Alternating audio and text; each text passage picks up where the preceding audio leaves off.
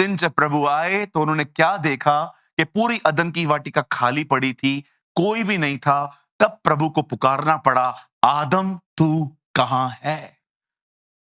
क्योंकि कोई दिख नहीं रहा था, छुपे हुए थे वो लोग। पाप हमेशा इंसान को डराता है। फियर, याद रखो, सिन का नेचर है आपको डराना। कुछ चीजों का नेचर होता है अपना, पानी का नेचर है, वो आपको खुद पे चलने नहीं देगा। पतरस चला था तो बहुतों को लगता है वो पानी पे चला था। जी, वो तब तक नहीं चला जब तक यीशु ने कहा आ। वो पानी पे नहीं चला, वो वचन पे चला था। He walks on the water. You know the Bible says हर एक का एक स्वभाव है, पाप का भी एक स्वभाव है। पाप करने वाले लोग सदैव डरते रहते।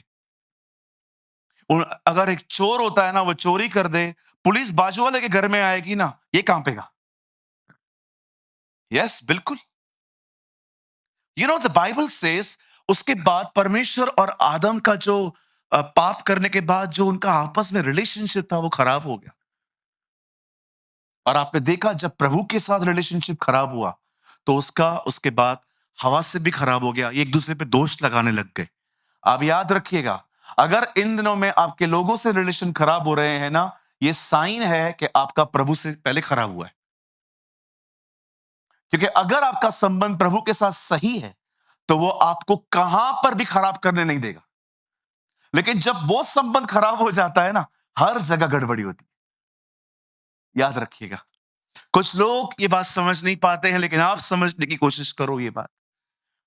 आदम का संबंध हवा के साथ बाद में खराब हुआ, पहले खुदा के साथ खराब हुआ। आपने किसी को ठेस पहुंचाई है, अब आपको कोई महसूस नहीं हो रहा कि मैं जाऊं और मैं माफी मांगू। अभी भी आप अपने एटीट्यूड पे पड़े हो, नहीं नहीं मैं क्यों माफी मांगू, मैंने कुछ बोला थोड़ी है। आपको पता है आपकी हालत ऐसी क्यों है? क्योंकि खुदा के साथ आपका संबंध पहले से ही खत्म हो चुका है। अगर सही होता तो आपको समझाता, तू जा, तू जा, तू जा। Yes, this is true. जब खुदा के पाक कलाम में लिखा है, जब इंसान ने पाप किया अब वो अलग हो गया। अब परमेश्वर ने उन्हें कुछ दिन के लिए छोड़ दिया, कुछ सालों के लिए छोड़ दिया, लेकिन एक दिन परमेश्वर ने योजना बनाई कि मैं इनसे दोबारा मिलूंगा। लेकिन ये मुलाकातें वैसी नहीं थी जैसे पहले होती थी। आप जानते हैं, इस बार परमेश्वर ने एक योजना बनाई। परमेश्वर अपने दास मूसा को कहता है, एक काम कर, एक मंदिर बना। एक्चुअली मंदिर भी दाऊद ने बनाया, प्रभु कहता है एक तंबू बना। इसे हिंदी में मिलाप वाला तंबू भी कहा जाता है, और हम जो है वो इंग्लिश में जिसको हम कहते हैं टैबरनेकल। परमेश्वर ने मूसा को कहा एक काम कर, एक तंबू बना, उसके 3 खंड बना, 3 पार्ट्स में बांट, बाहरी आंगन, पवित्र स्थान, परम पवित्र स्थान। बाहरी आंगन में प्रजा का कोई भी व्यक्ति बैठ सकता था, बीच वाले स्थान में सिर्फ याजक आते थे, पर परम पवित्र स्थान में सिर्फ एक महायाजक आता था। और जब परमेश्वर ने उस तंबू को बनाया, तब परमेश्वर ने पता है क्या किया? परमेश्वर ने उस बीच वाले खंड में एक ब्यूटीफुल काम किया। बड़े ध्यान से सुनिएगा। जब मूसा ने उस तंबू को पूरी तरह से बना लिया और जब पहला बलिदान वहां पर हुआ, आप जानते हो उस पहले बलिदान के ऊपर जो आग गिरी थी वो जलाई नहीं गई थी, वो स्वर्ग से आई थी। और उसी आग का थोड़ा सा हिस्सा लेकर वहां पर एक 7 लैंप स्टैंड होते थे, जिसे मनोरा भी कहा जाता है। वो वहां पर आग जलती रहती थी।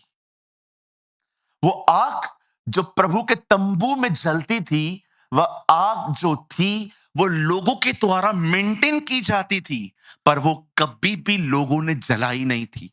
वो परमेश्वर की तरफ से आई थी। आप जानते हो उस तंबू के अंदर हर चीज पृथ्वी से ली गई थी, लेकिन एक ही चीज थी जो स्वर्ग से आई थी, वो है आग। कितने लोग ये बात जानते हैं? स्वर्ग पूरा प्रभु ने बनाया है, लेकिन वहां पर भी एक मैनमेड चीज है।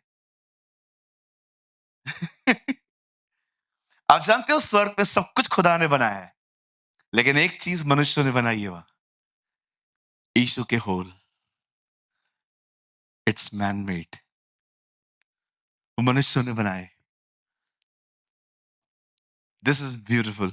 ये मैंने खुदा से एक दिन सीखा था कि वहां पर सब कुछ मैंने बनाया है, लेकिन एक चीज तुम लोगों ने बना के भेजी है, वो है मेरे बेटे के होल्स पे जो हाथों पे जो होल्स, वो हमने बना के भेजी। हालेलुया।